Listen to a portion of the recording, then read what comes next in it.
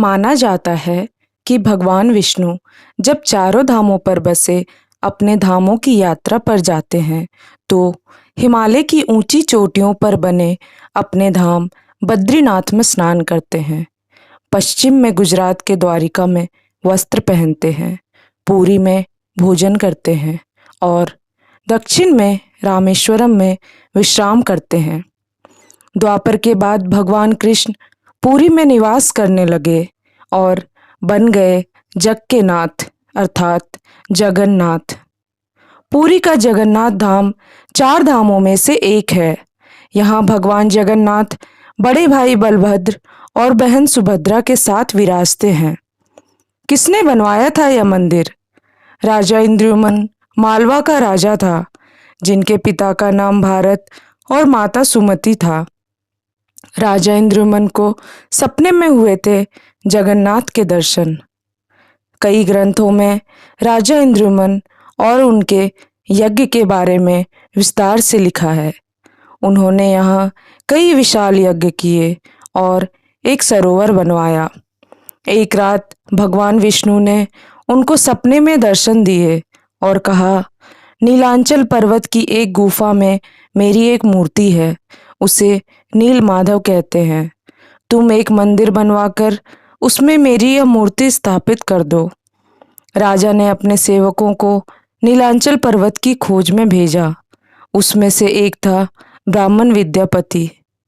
विद्यापति ने सुन रखा था कि सबर कबीले के लोग नील माधव की पूजा करते हैं और उन्हें अपना देवता मानते हैं, और उन्होंने अपने देवता की इस मूर्ति को नीलांचल पर्वत की गुफा में छुपा रखा है।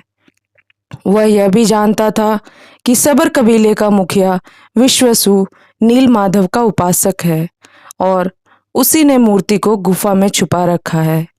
चतुर विद्यापति ने मुखिया की बेटी से विवाह कर लिया। आखिर में वह अपनी पत्नी के जरिए नील माधव की गुफा तक पहुंचने में सफल हो गया। उसने मूर्ति चुरा ली और राजा को लाकर दे दी। विश्वसु अपने आराध्य देव की मूर्ति चोरी होने से बहुत दुखी हुआ। अपने भक्त के दुख से भगवान भी दुखी हो गए।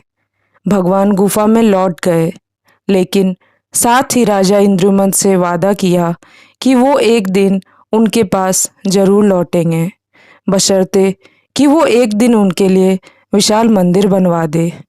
राजा ने मंदिर बनवा दिया और भगवान विष्णु से मंदिर में विराजमान होने को कहा। भगवान ने कहा कि तुम मेरी मूर्ति बनाने के लिए समुद्र में तैर रहा पेड़ का बड़ा टुकड़ा उठाकर ले आओ, जो द्वारिका से समुद्र में तैरकर पुरी आ रहा है। राजा के सेवकों ने उस पेड़ के टुकड़े को ढूंढ तो लिया, लेकिन सब लोग मिलकर भी उस पेड़ को नहीं उठा पाए। तब राजा को समझ आ गया कि नील माधव के अनन्य भक्त सबर कबीले के मुखिया विश्वसु की सहायता लेनी पड़ेगी। सब उस वक्त हैरान रह गए जब विश्वसु भारी भरकम लकड़ी को उठाकर मंदिर तक ले आए। अब बारी थी लकड़ी से भगवान की मूर्ति गढ़ने की। राजा के कारीगरों ने लाख कोशिश कर ली, लेकिन कोई भी लकड़ी में एक छेनी तक नहीं लगा सका। तब तीनों लोक के कुशल कारीगर भगवान विश्वकर्मा एक बूढ़े व्यक्ति का रूप धारण करके आए। उन्होंने राजा को कहा कि वे नील माधव की मूर्ति बना सकते हैं, लेकिन साथ ही उन्होंने अपनी शर्त भी रखी कि वे 21 दिन में मूर्ति बनाएंगे और अकेले में बनाएंगे। कोई उनको बनाते हुए नहीं देख सकता। उनकी शर्त मान ली गई। लोगों को आरी, छेनी, हथौड़ी की आवाज आती रही। राजा इंद्रुमन की रानी गुंडीचा अपने को रोक नहीं पाई। वह दरवाजे के पास गई तो उसे कोई आवाज सुनाई नहीं दी। वह घबरा गई। उसे लगा बूढ़ा कारीगर मर गया है।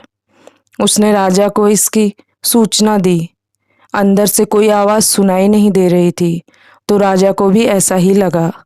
सभी शर्तों और चेतावनियों को दरकिनार करते हुए राजा ने कमरे का दरवाजा खोलने का आदेश दिया। जैसे ही कमरा खोला गया तो बूढ़ा व्यक्ति गायब था और उसमें 3 अधूरी मूर्तियां मिली पड़ी। भगवान नीलमाधव और उनके भाई के छोटे छोटे हाथ बने थे, लेकिन उनकी टांगे नहीं, जबकि सुभद्रा के हाथ पांव बनाए ही नहीं गए थे। राजा ने इसे भगवान की इच्छा मानकर इन्हीं अधूरी मूर्तियों को स्थापित कर दिया। तब से लेकर आज तक तीनों भाई बहन इसी रूप में विद्यमान हैं। वर्तमान में जो मंदिर है वह 7वीं सदी में बनवाया था। हालांकि इस मंदिर का निर्माण ईसा पूर्व 2 में भी हुआ था। यहाँ स्थित मंदिर 3 बार टूट चुका है। 1174 ईस्वी में ओडिशा शासक अनंग भीमदेव ने इसका जीर्णोद्धार करवाया था। मुख्य मंदिर के आसपास लगभग 30 छोटे बड़े मंदिर स्थापित हैं। तो दोस्तों, कैसी लगी आपको भगवान जगन्नाथ की ये कहानी? आप अपने विचार हमें कमेंट सेक्शन में ज़रूर बताएं। अगर आपको ये वीडियो अच्छी लगी हो तो इस वीडियो को लाइक करें, चैनल को सब्सक्राइब करें और नोटिफिकेशन बेल दबाएं, ताकि आपको आगे आने वाले वीडियोस के बारे में जानकारी मिलती रहे।